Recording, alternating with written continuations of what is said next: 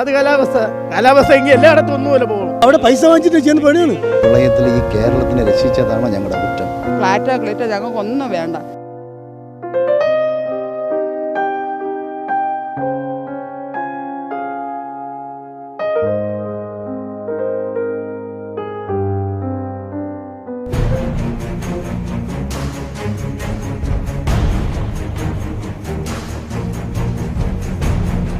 നമ്മളൊക്കെ ഇവിടേക്കാണ് ഫുട്ബോളും കാര്യങ്ങളൊക്കെ എല്ലാം കളിച്ചിരുന്നതും. മുന്നേ ഒത്തിരി കളിസ്ഥലങ്ങളൊക്കെ ആയിരുന്നു. കൊച്ചുകുട്ടികൾ മുതൽ വലിയവരൊക്കെ ഇവിടെ ഫുട്ബോളും മറ്റും കാര്യങ്ങളൊക്കെ കളിച്ചുകൊണ്ട് ഒത്തിരി അങ്ങനെ സ്ഥലങ്ങളുണ്ടായിരുന്നു. ഒരുപാട് വള്ളങ്ങളും ഇവിടെയൊക്കെയാണ് കയറ്റി വയ്ക്കുന്നതും, ഒരുപാട് യാനങ്ങളൊക്കെ കയറ്റി വയ്ക്കുന്നതും, ഒരുപാട് അതിൻ്റെ യാനങ്ങളുമായിട്ടുള്ള ബന്ധപ്പെട്ട കാര്യങ്ങളൊക്കെ വർക്ക് ചെയ്യുന്നതും വലയൊക്കെ നന്നാക്കുന്നതൊക്കെ ഇവിടെയായിരുന്നു. അപ്പോൾ അത്രയ്ക്ക് മാത്രം തീരങ്ങളൊക്കെ ആയിരുന്ന മേഖലയാണ് ഇതൊക്കെ.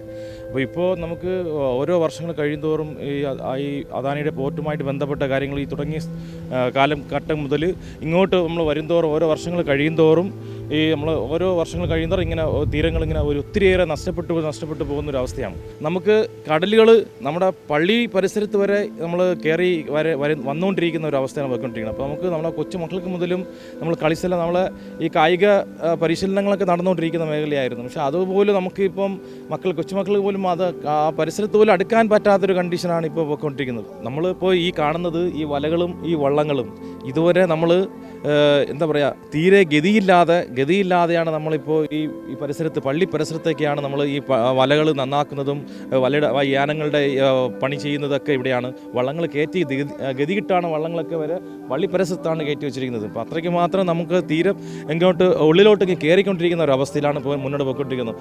ഇപ്പോൾ അദാനി പോർട്ട് നമ്മളിപ്പോൾ അവിടെ നമ്മൾ നേരത്തെ അവിടെ പോയി നമ്മൾ കണ്ടതാണ്. എത്രയോ 600ഓളം കിലോമീറ്റർ ചുറ്റുമുള്ള അവരൊക്കെ എല്ലാം കല്ലിട്ട് നിരത്തി അവർ ഇതാക്കിയിട്ടിരിക്കുന്നത്. പക്ഷെ അവർക്ക് വേണമെങ്കിൽ നമ്മുടെ ഈ തീരങ്ങളെല്ലാം അവർക്ക് വേണമെങ്കിൽ ഈ കല്ല് നികത്തി സംരക്ഷിച്ച് നമ്മുടെ ഈ സൈഡ് വാളും ഈ പുളിമുട്ടൊക്കെ സംരക്ഷിച്ച് നേരത്തെ തന്നിരുന്നുവെങ്കിൽ ഇത്രയും ശോചനീയമായ അവസ്ഥയിലോട്ട് നമ്മൾ ഇപ്പോൾ മുന്നോട്ട് കടക്കത്തില്ലായിരുന്നു. ഇപ്പോൾ നമ്മൾ ഈ മത്സ്യത്തൊഴിലാളിയുടെ വലിയൊരു ദയനീയമായ അവസ്ഥയിലോട്ടാണ് ഇപ്പോൾ പോയിക്കൊണ്ടിരിക്കുന്നത്. ഞങ്ങളൊക്കെ കൊച്ചുപ്രായത്തിൽ കടപ്പുറത്തിന് അങ്ങോട്ട് പോകണം. ഒരുപാട് നടന്നു പോയാലേ ഞങ്ങളുടെ കടപ്പുറം ഇത് വള്ളങ്ങളാണ് എന്നതൊക്കെ നമുക്ക് കാണാൻ പറ്റത്തുള്ളൂ. ഈ ചൂട് മണ്ണിൽ കൂടെ പോവുകയാണെങ്കിൽ നമുക്ക് നടന്നു പോകാൻ പറ്റത്തില്ല. മണ്ണ് കുഴി അളത്തളത്ത് നിർത്തിയിട്ടാണ് ഞങ്ങൾ ആ തണുത്ത മണ്ണ് വന്നതിന് ശേഷം അവിടെ നിന്നിട്ട് ഇനിയും കുറച്ച് നടക്കും, പിന്നെയും കുഴിയെടുക്കും. അങ്ങനെയാണ് ഞങ്ങൾ ആ കടപ്പുറം അങ്ങ് എത്തിയത്. ഇപ്പോൾ ഞങ്ങളിപ്പോൾ വളർന്നതിന് ശേഷം ഇപ്പോൾ അതാണ്ട് നമുക്കൊന്ന് ഞങ്ങളുടെ വീടൊക്കെ തന്നെ ഇപ്പോൾ ഇനി ഇരിക്കുമോ എന്തോന്നോ ഞങ്ങൾക്ക് അറിഞ്ഞുകൂടാ. കടൽ കാറ്റൊക്കെ അടിക്കുമ്പോൾ നമ്മുടെ വീട് കുലുങ്ങുകയാണ്. വീട് എപ്പോഴാണ് ഇടിഞ്ഞ് വീഴുന്നതെന്നോ അതോ അറിയാൻ പറ്റത്തില്ല. ഞങ്ങൾ എണീറ്റിരുന്ന് പ്രാർത്ഥിച്ചുകൊണ്ടാണ് ഇരിക്കുന്നത്. അല്ലാതെ ഞങ്ങൾക്ക് വേറെ വഴിയില്ല. വേറെ വീടുകളൊക്കെ പോകണമെങ്കിൽ ഞങ്ങളുടെ ബന്ധുക്കളെ വീട് അവിടെ ദൂരത്താണ് ഇരിക്കുന്നത്. എന്നാൽ ഈ രാത്രിയൊക്കെ ഞങ്ങൾക്ക് എങ്ങനെ പോകാൻ പറ്റും? ഫുട്ബോളിന് സ്ഥലമായിരുന്നു. ഫുട്ബോൾ ടൂർണമെൻറ്റ് നടത്തിയ സ്ഥലമായിരുന്നു. ഇത് അങ്ങാണ് കടപ്പുറം ചെയ്യുന്നത്. ഇവിടെ 4 വരി വീടുണ്ടായിരുന്നു. അതിന് അങ്ങ് നമ്മൾ ഓടിയാൽ പോലും എത്തൂല കടപ്പുറം. അപ്പോൾ ഇത് കുറേ കാലം കൂടെ കയറിക്കൊണ്ടിരിക്കുന്നതാണ്, അത് വേറെ. പക്ഷേ ഇപ്പോൾ ഇത് വന്നതിന് ശേഷമാണ് ഈ ഹാർബർ ഇതിപ്പോൾ 30% ആയെന്ന് അറിയുന്നത്. ഇനി 70% പോയി ഞാൻ കടലിൽ പോയിക്കൊണ്ട് ഇപ്പോൾ മണിക്ക് വന്ന് നമുക്കറിയാം ഇതിൻ്റെ വ്യാപ്തി എന്തെന്ന്. പക്ഷേ ഇതിന് ഉള്ളിൽ പോയി കഴിഞ്ഞാൽ ഒരു ഒഴുക്ക് വന്ന് അങ്ങോട്ട് വള്ളങ്ങൾ പോവുകയാണെങ്കിൽ നമ്മൾ മത്സ്യത്തൊഴിലാളിക്ക് ജീവനില്ല. ഈ ഒരു 5-10 വർഷം കഴിയുകയാണെങ്കിൽ നമ്മുടെ ഈ സമുദായം തന്നെ ഇവിടുന്ന് പോകേണ്ട അവസ്ഥ ഉണ്ടാവും. ഈ കടൽ ഒന്ന് പൊങ്ങാത്തത് കൊണ്ട് തന്നെയാണ് നമ്മൾ ഇവിടെ ജീവിച്ചിരിക്കുന്നത്. കടൽ അല്പം കൂടെ മുമ്പത്തെ പോലെ പൊങ്ങിയാൽ ഒരു തിരക്കില്ല. പഠനങ്ങൾ പറയുന്നത് ഇത് ഇവിടെ മുതൽ പൂവാറ് മുതൽ ഇങ്ങോട്ടുള്ള ഇവിടെ പ്രത്യേകിച്ച് കോളം മുതൽ ഇങ്ങോട്ടുള്ള ഈ വടക്ക് ഭാഗത്തുള്ള സ്ഥലങ്ങൾ മൊത്തം തീരെ ശോഷണം ഉണ്ടാകുമെന്ന് പറഞ്ഞിട്ടുള്ളത്. എന്നിട്ട് ഇവർ പറയുന്നത് അല്ലെന്നാണ് പറയുന്നത്. പക്ഷേ ഇത് കുഴപ്പം തന്നെയാണ്. ഇന്നത്തെ തലമുറയല്ല, ഇനി വരുന്ന തലമുറയ്ക്ക് വരെ നമുക്ക് നമ്മുടെ സമുദായവും നമ്മുടെ തീരദേശവും എല്ലാം ഇല്ല. ഇത് ഇത് അവിടെ പൈസ വാങ്ങിച്ചിട്ട് ചെയ്യുന്ന പണിയാണ്. കടപ്പാട് യാതൊരു ബന്ധമില്ലാത്തവരാണ്. ഞങ്ങൾ ഇവിടെ നിന്ന് ഒരിടത്ത് മാറത്തില്ല. ഒന്നിൽ ഈ പുളിമുട്ട് നീട്ടി കടലൊക്കെ ഇട്ടിട്ട് കടപ്പുറം അങ്ങോട്ടാണ് നേരത്തെ കിടന്നത്. ദൂരെ കിടന്നത് ആ കടപ്പുറം ഞങ്ങൾക്ക് ഇപ്പോഴും വേണം. മതിലെല്ലാം പൊളിച്ചു പോയി, വീട് വരെ കടലെല്ലാം പൊട്ടി, വീടെല്ലാം വെള്ളം അങ്ങ് വരെ കയറി, അടുക്കള വരെ വെള്ളം കയറിയിട്ടുണ്ട്.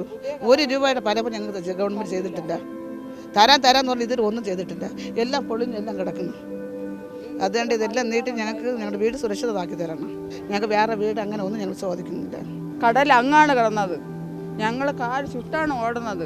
കരുവാടെല്ലാം മീനെല്ലാം ഉണക്കിയെടുത്ത കടപ്പുറമാണ്. ഞങ്ങൾക്ക് പണ്ടത്തെ കടപ്പ ഞങ്ങൾ തന്നാൽ മതി. ഞങ്ങൾക്ക് ഫ്ലാറ്റോ ക്ലിറ്റോ ഞങ്ങൾക്കൊന്നും വേണ്ട. ഞങ്ങളുടെ ഭർത്താക്കന്മാർ ഇവിടെ കടയിൽ പണിക്ക് പോകുമ്പോൾ അവിടെ നിന്ന് ബസ് കയറി വരാൻ പറ്റില്ല. ഞങ്ങൾക്ക് വരാൻ പറ്റില്ല പൊന്നു സാറേ. ഞങ്ങൾ ഇതെല്ലാം കഥവും ഞങ്ങൾ പുതിയനാണ് ഇട്ടത്. ഈ വാർഡെല്ലാം പൊട്ടിപ്പോയി. ആ സർക്കാർ ഒന്നും തന്നില്ല. ഞങ്ങൾ എൻ്റെ ലോണെല്ലാം എടുത്താണ് ഇപ്പോൾ ആ ലോൺ എടുത്താണ് അടച്ചടിച്ചിരിക്കുന്നത്. ഈ സീറ്റ് പൊട്ടിപ്പോയി, വയറിങ്ങെല്ലാം അടിച്ചു പോയി. ഞങ്ങൾ അവിടെയാണ് താമസിക്കുന്നത്, സ്കൂളിൽ. ഞങ്ങൾ ഈ ഒരു വരി വീട് മൊത്തം അവിടെ ആകാൻ തരുന്നതിൻ്റെ ഒന്നും ഞങ്ങൾക്ക് തന്നില്ല.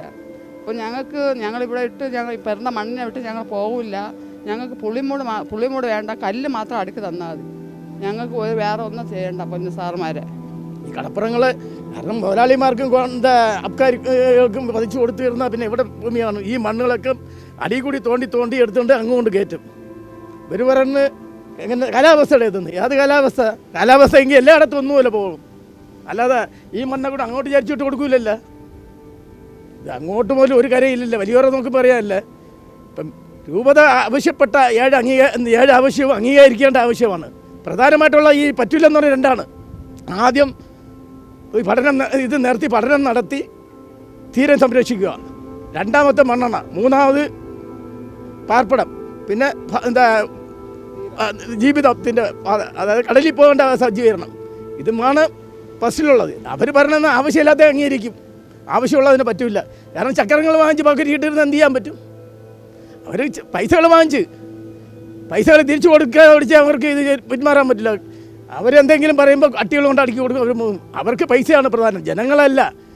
ഈ പോർട്ടിന് ചിലവാക്കുന്നതിനേക്കാളും കൂടുതൽ അതിൻ്റെ 10 ഇരട്ടിന് ചിലവാക്കേണ്ടി വരും. ഈ വീടുകൾ പോയി അങ്ങോട്ട് വരുമ്പോൾ എവിടെ നിന്ന് ഭൂമി എടുത്ത് കൊടുക്കും? ആ ഭൂമിയുടെ പണം നോക്കണം, ഭവനത്തിൻ്റെ പണം നോക്കണമല്ലേ. അതിനേക്കാൾ ഇത് വേണ്ടെന്ന് പറയുന്നതാണ് നല്ലത്. ഈ ഇതെന്ന് താഴ്ന്ന കടലാണ്, പരപ്പൻ കടലിലൊന്നും കടലടിക്കില്ല, ആ മണ്ണുകൾ കൊണ്ടുപോകില്ല. അവിടെയൊക്കെ പറ്റിയതാണ് ഹാർബറുകൾ. ഇവിടെയൊക്കെ അതിൻ്റെ ആവശ്യമില്ല. ഇതൊക്കെ എങ്ങനെയെന്ന് പറഞ്ഞാൽ പൈസയ്ക്ക് വേണ്ടിയിട്ട് ജനങ്ങളെ കൊല്ലുക. പറയുമ്പോൾ ഈ അടിക്കുന്ന കടൽ മൊത്തം ഞങ്ങളുടെ വീട്ടിൻ്റെ അകത്താണ്. ഈ കടൽ വരുമ്പോൾ ഞങ്ങളുടെ വീട്ടിൻ്റെ അകത്ത് ഞങ്ങളൊന്നും വ്യാപിക്കാനോ ഉറങ്ങാനോ ഒന്നും ചെയ്യാൻ പറ്റാത്ത സാഹചര്യമാണ്. ഇത് മൊത്തം ഞങ്ങൾ ഇടിഞ്ഞ് പൊളിഞ്ചക്കമാണ് ഇരിക്കുന്നത്, തൊട്ടാന്തടുപ്പിലിരിക്കുന്നത്. ഞങ്ങൾ എവിടെ പോകും, എന്തൊരു ചെയ്യുന്നു ഒരു പിടിയില്ല. അടുത്തുള്ള വീട്ടിൽ താമസിക്കാൻ പോയാൽ 1-2 ദിവസം അങ്ങനെ അന്തി ഉറങ്ങും. അത് കഴിഞ്ഞ് ഈ പിള്ളേരെയും മക്കളെയും പഠിക്കുന്ന മക്കളെയൊക്കെ വെച്ചിട്ട് നമ്മൾ എന്തരാണ് ചെയ്യും? ഒരു നിവർത്തി ഇല്ലാതെയാണ് ഞങ്ങളൊക്കെ ഇരിക്കുന്നത്. ഞങ്ങളുടെ വീട്ടിൻ്റെ അകത്ത് വെള്ളമുണ്ട്.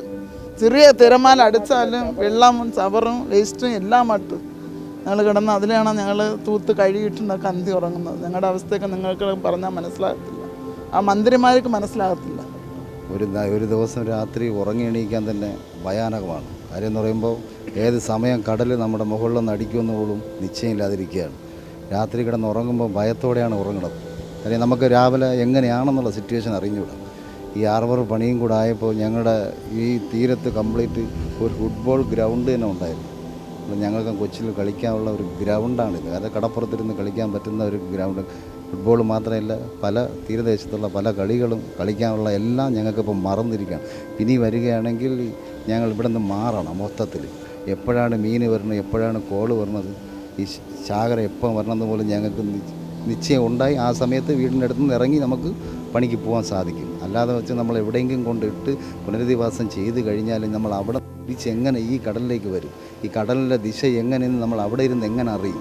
കടലിനടുത്ത് കിടക്കുമ്പോൾ നമുക്ക് അതിനെക്കുറിച്ച് നന്നായിട്ട് മനസ്സിലാക്കാനും അതിനോടുള്ള ജോലിക്ക് പോകാനും സാധിക്കത്തുള്ളൂ. ഇതിപ്പം വരുന്ന ഓരോ കാലഘട്ടം വരുന്തോറും അങ്ങോട്ട് കയറി പോകണം. ഒരു പ്രളയം വന്നപ്പോൾ പറഞ്ഞതെന്ന് പറയുമ്പോൾ മത്സ്യത്തൊഴിലാളി എന്ന് പറയുമ്പോൾ കേരളത്തിലെ മിലിറ്ററി എന്നാണ്. ആ കേരളത്തിൻ്റെ മിലിറ്ററിയെ ഇന്ന് എന്താവേണ്ടാണ് ഒരു ഭിക്ഷാക്കാരന് കൊടുക്കുന്ന പോലും ഒരു പരിഗണന ഈ മത്സ്യത്തൊഴിലാളികൾക്ക് ഈ സർക്കാർ തരുന്നില്ല. എന്ത് കുറ്റമാണ് ഞങ്ങൾ ചെയ്തത്? നിങ്ങൾ വിളിച്ച ഈ പ്രളയത്തിൽ ഈ കേരളത്തിനെ രക്ഷിച്ചതാണോ ഞങ്ങളുടെ കുറ്റം? നിങ്ങൾ പറഞ്ഞതിന് ഞങ്ങൾ വോട്ടിട്ടതിനാണോ കുറ്റം? ഞങ്ങൾ എന്ത് തെറ്റാണ് നിങ്ങളോട് ചെയ്തത്? കിറ്റ് തന്നതിൻ്റെ പേരിൽ ഞങ്ങൾ എത്ര ദിവസം പട്ടിണി ഇടണം? ഒരു കിറ്റിൻ്റെ പേരിലാണ് ഞങ്ങൾ ഇത്രയും പരിപാടിയാക്കുന്നത്. ഇപ്പം പിന്നെ ഓണത്തിനൊരു കിറ്റ് തരണം. ഓണത്തിന് കിറ്റ് തന്നിട്ട് ഈ ഉള്ള കടലടിയും കൊണ്ട് ഞങ്ങൾ ജീവിക്കണോ? ഞങ്ങൾ ഇവിടെ നിന്ന് മാറണോ? വികസനം എന്ന് പറയുമ്പോൾ എല്ലാവർക്കും ചേരുന്ന രീതിയിൽ, ആരെയും കുടിയൊഴിപ്പിക്കുന്ന രീതിയിൽ. ഹൈവേയിൽ 1 സെൻറ്റ് സ്ഥലം എടുത്തു കഴിഞ്ഞില്ല. 1 സെൻറ്റ് സ്ഥലത്തിനും അതിൻ്റെ വീട്, ആ കെട്ടിടത്തിൻ്റെ വിലയും അകത്തിരിക്കുന്ന സാധനം ഒരു വാഴയ്ക്ക് വരെ, ഒരു കോഴിക്ക് വരെ വില കൽപ്പിച്ചിട്ടാണ് കൊടുക്കുന്നത്. 10 ലക്ഷം രൂപ എന്ന് പറയുമ്പോൾ എവിടെ പോയി ഒരു വീടെടുത്ത് താമസിക്കും? ഇവിടെ ഒരു സെൻറ്റ് സ്ഥലത്തിൻ്റെ വില എത്ര എന്നറിയാം? ഒരു ചാക്ക് സിമൻറ്റിൻ്റെ വില എത്ര എന്നറിയാം? എങ്ങനെ വീട് വെച്ച് താമസിക്കാൻ പറ്റും? അപ്പം ഇവരെന്ത് പറഞ്ഞാലും ഇവരെങ്ങനെയും പറഞ്ഞ് വിടാമെന്നുള്ള ഉദ്ദേശം നോക്കുമ്പോൾ ഇവരെ അടിച്ചൊതുക്കാൻ പറ്റത്തില്ല. ഞങ്ങൾ അടിച്ചൊതുക്കാൻ പറ്റാത്തതുകൊണ്ട് ഈ കടലിനെ വെച്ച് അടിച്ചൊതുക്കാനാണ് ഇപ്പോൾ ശ്രമിക്കുന്നത്. ഹാർബർ വന്നതിന് ശേഷം ഇത്രയും കടലടിച്ച് ഇവിടെ വീട്ടിൽ കഥകൊക്കെ പൊട്ടി വീടിൻ്റെ അകത്ത് ഫുള്ള് വെള്ളം കയറി വീട്ടിലെ പ്രമാണങ്ങളെല്ലാം വെള്ളം നശിച്ചില്ലാതായിപ്പോയി. ഒരു ഇതും ഇല്ലായിരുന്നു. എഴുതി കൊടുത്തിട്ട് അതിൻ്റെ ധനസഹായം പോലും കിട്ടിയിട്ടില്ല. മാറി താമസിച്ചാൽ അതിന് വാടകയ്ക്ക് കൊടുക്കണ്ടേ? വാടകയ്ക്ക് അത് ഭയങ്കര ബുദ്ധിമുട്ട്. പിന്നെ ദൂര സ്ഥലത്താണെങ്കിൽ പണിക്കൊക്കെ വരാൻ ഭയങ്കര ബുദ്ധിമുട്ട്. അതുകൊണ്ട് പിന്നെ ഇവിടെ തന്നെ കിടക്കും. ചേച്ചിയുടെ മതിൽ പോയി, ഞങ്ങളുടെ കഥക് പോയി, വീട്ടിൻ്റെ അകത്ത് തന്നെ പോയി, അലമാരകളും പിന്നെ മക്കളുടെ ഡ്രസ്സ് സകലത്ര സാധനങ്ങളും ഞങ്ങൾക്ക് പോയി. ഞങ്ങൾക്ക് എന്നിട്ടും ഒരു അനുകൂലം ഗവൺമെൻറ് കൊണ്ട് ഞങ്ങൾക്ക് കിട്ടിയിട്ടില്ല. എന്തുകൊണ്ട് ഈ വിഴിഞ്ഞത്ത് ഇങ്ങനെ തുറമുഖം വച്ച് നടത്തുന്നത് ഞങ്ങൾക്ക് വേണ്ട. ഞങ്ങൾക്ക് നീതിക്ക് വേണ്ടി ഞങ്ങൾ പോരാടും. മൊത്തത്തിൽ നശിച്ചു പോയി. അതുകൊണ്ട് അദാനിക്കാരെ ഞങ്ങൾക്ക് വേണ്ട. ഞങ്ങൾക്കടെ നേരിട്ട് വരാൻ പറ അദാനിക്കാരുടെ അടുത്ത്. ഒരു ദിവസമെങ്കിലും അദാനിക്കാർ വന്ന് ഈ തുറമുഖത്ത് ഒരു ദിവസമെങ്കിലും അവർ താമസിക്കണം. അതിൻ്റെ ബുദ്ധിമുട്ട് അവരറിയണമെങ്കിൽ ഞങ്ങൾ പിന്നെ അവർക്ക് വിട്ടുകൊടുക്കാം. ഈ കടലമ്മയോടൊത്ത് ഈ ഗവൺമെൻറ്റും അദാനിക്കാർ വന്ന് താമസിക്കണം. താമസിച്ചതിന് ശേഷം അതിൻ്റെ നടപടി നമുക്ക് എടുക്കാം. അല്ലയോ ഞങ്ങൾക്ക് തന്നെ ഈ തീരം ഞങ്ങൾക്ക് തന്നെ വേണം. ഞങ്ങൾ അദാനിക്കാർക്ക് ആർക്കും വിട്ടുകൊടുക്കൂല.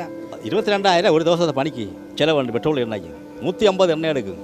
പിന്നെ 30 പെട്രോൾ അല്ലേ, 30 പെട്രോൾ 140 രൂപ വെച്ച് ഒരു ലിറ്ററിന് കണക്കാക്കി.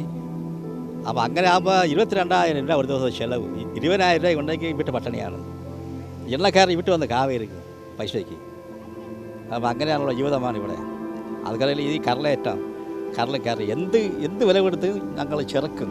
എനിക്കൊരു നോട്ടീസ് വന്ന് കടൽ തീരത്തിരിക്കണല്ലേ ഈ വീട്ടിൽ ഒരു അനുകൂലം ഇല്ലെന്ന്. അതെന്തുകൊണ്ട് അങ്ങനെ പറഞ്ഞത്? ഞങ്ങൾ പട്ടയം പ്രമാണത്തോടെയാണ് ഞങ്ങളൊക്കെ ജീവിക്കണത്. പട്ടയം പ്രമാണം ഇല്ലാതെ ഞങ്ങൾ ബ്രഹ്മോക്ക് സ്ഥലത്തിലല്ല വീട് വച്ചിരിക്കണത്. ഞങ്ങളുടെ അർഹത ഉള്ള സ്ഥലത്തിലാണ് ഞങ്ങൾ വീടിരിക്കണത്. ഇന്ന് ഞങ്ങളുടെ ആൾക്കാർ തിന്നണത് 50 രൂപയുടെ അരിയാണ്. മത്സ്യത്തൊഴിലാളിയുടെ തിന്നണത് 50 രൂപയുടെ ജയ അരിയാണ്. ഞങ്ങൾക്ക് തരണത് 1 രൂപയുടെ അരി തരും. ഞങ്ങളത് വ്യാപിക്കില്ല. കാരണം അവർക്ക് ഈ കടലിലും കാറ്റിലും മെല്ലടിക്കാൻ പറ്റില്ല ഈ 1 രൂപയുടെ അരിയും കഴിച്ചുകൊണ്ട്. അപ്പോൾ അവർക്ക് ഈ കൊറോണ വന്നപ്പോഴും ഈ രോഗി വന്നപ്പോഴും ഇങ്ങനെയല്ല അവർ കഷ്ടപ്പെട്ട് ഞങ്ങളെ വളർത്താൻ വേണ്ടിയിട്ട്. ഞങ്ങൾക്ക് വേറെ വിള വെട്ടുന്ന ജോലിയല്ല. മത്സ്യത്തൊഴിലാളിക്ക് കടലല്ലേ ഉള്ളൂ. അപ്പം ഞങ്ങൾക്ക് ഈ കടലിനെ നിങ്ങളെടുത്താൽ ഞങ്ങളെവിടെ പോയി ജീവിക്കണം? കടലിൽ കയറും, അങ്ങോട്ട് പോകും. പിന്നെ നമ്മൾ എവിടെ പോയി അഭയം തേടാൻ വേണ്ടിയിട്ട് ഒരിടവും നമുക്കില്ല. അഭയം തേടാൻ വേണ്ടി ഒരു സ്ഥലവും ഇല്ല. നമ്മൾ കടൽ വരുമ്പോൾ എവിടെയെങ്കിലും ഒതുങ്ങി നിൽക്കും. ഒതുങ്ങി പോയിട്ട് പിന്നെ വീണ്ടും തിരിച്ച് ഇവിടെ തന്നെ വരണം. വീണ്ടും ഈ കടലടിയിലും ഈ കൊതുകടിയിലും ഈ ചവറിലും തന്നെ നമ്മൾ കിടന്ന് ഉറങ്ങണം. എവിടെ പോകാൻ വേണ്ടിയിട്ട്? ഇതിന് ഗവൺമെൻറ് യാതെങ്കിലും ഒരു തീരുമാനം കണ്ടെത്തുന്നേയില്ല. അന്നുള്ള ജീവിതം ജീവിക്കണം നമ്മളാണ്. അത്താപടി നമ്മളാണ്. അപ്പോൾ ഈ തീരദേശത്ത് ഇങ്ങനെ കിടക്കണം. ഇപ്പോൾ ഇനി ഓണക്കടലൊക്കെ വരുമ്പോൾ ഈ കുപ്പയെല്ലാം ഇങ്ങോട്ട് ഞങ്ങളെ വീട്ടിലൊക്കെ കയറി വരും. ഇതെല്ലാം വേസ്റ്റുകളൊക്കെ. അപ്പോൾ ഈ തീരദേശത്ത് ഒരു കല്ല് കട്ട ഒന്നുമില്ല. വിഴിഞ്ഞ ഹാർബറിൽ കിടക്കുന്ന കല്ലൊക്കെ കണ്ട എന്തുമാത്രം കല്ലെന്ന്. എത്ര അപേക്ഷ നമ്മൾ കൗൺസിലറിൻ്റെ അടുത്ത് മന്ത്രിമാർ എന്ത് പറഞ്ഞാലും ഒന്നുമില്ല. തീരദേശം മൊത്തം നമ്മൾ കഷ്ടപ്പെട്ടാണ് ബാങ്ക് ലോൺ എടുത്ത് അത് ചെയ്ത് ഇത് ചെയ്താണ്. ഇന്ന് ബാങ്ക് ലോൺ 1,15,000 അടയ്ക്കാനുള്ളതിന് ഇപ്പോൾ വന്നിരിക്കുന്നത് 2 ലക്ഷം രൂപ അടുപ്പിച്ച് ലോണ് അടയ്ക്കാത്തതുകൊണ്ട് നമ്മളെ സാമ്പത്തികം കൊണ്ട്. ഇപ്പം അങ്ങനെയൊക്കെ വെച്ചാണ് നമ്മളൊരു ഭവനം വെച്ച് കിടക്കുന്നത് തീരദേശത്ത്. ഇവിടെ നിന്ന് ഒരു 4 കിലോമീറ്റർ വരെ മണലായിരുന്നു ഞങ്ങളിവിടെ ഫുട്ബോൾ കളിക്കുന്നത്, കരിമുടി കളിക്കുന്നത്. അത്രയും ഞങ്ങൾക്ക് എത്രയും സമയങ്ങൾ ഒത്തിരി ദൂരം ഞങ്ങൾ പോകും. ഒത്തിരി പൈമാരി ഞങ്ങൾ ടീം എന്ന് പറഞ്ഞാൽ അവിടെ ഒരു ടീമായിരിക്കും, ഇവിടെ ഒരു ടീമായിരിക്കും, ഇവിടെ ഒരു ടീം. അപ്പുറത്ത് അതിൻ്റെ സൈഡിലാണ് കരിമുടി കുളങ്ങൾ. ഒരു 10-30 കരിമുടി കുളം ഇങ്ങനെ അടുക്കി വെച്ചിരിക്കും. ഇപ്പം അതെല്ലാം ഇവിടെ സ്വപ്നം കാണാൻ പറ്റുന്നില്ല. അപ്പോൾ അവിടെ എന്ന് കല്ല് വയ്ക്കാൻ തുടങ്ങിയോ അന്ന് തൊട്ട് ഞങ്ങളുടെ തീരദേശം നശിച്ചുകൊണ്ടിരിക്കുകയാണ്. ഞങ്ങൾക്ക് ഏറി കിടക്കാൻ ഒരു വീടാവണം. ഞങ്ങൾക്ക് ഇവിടെ പണിക്ക് പോകണം. ഞങ്ങൾക്കൊരു മണൽ എന്ന് പറഞ്ഞാൽ ഇവിടെ ഈ ഹോസ്റ്റൽ ഏരിയയിൽ ഏറ്റവും വലിയ സ്ഥലമാണ് പൂന്തറ. ഇവിടെയാണ് ഏറ്റവും കൂടുതലും ബോട്ടുള്ളത്, വള്ളം മെഷീനുള്ളത്. അപ്പോൾ അവരെവിടെ എങ്ങനെയാണ് ജീവിക്കേണ്ടത്? ഈ പൂന്തറ കഴിഞ്ഞ് ഈ 5 തെങ്ങ് വർക്കല്ല ആ ഭാഗം വരെ എല്ലാ വീടും അടിത്തട്ട് വരെ പോയിട്ടിരിക്കുകയാണ്. അപ്പോൾ അതിനു വേണ്ടി ഒരു തീരുമാനം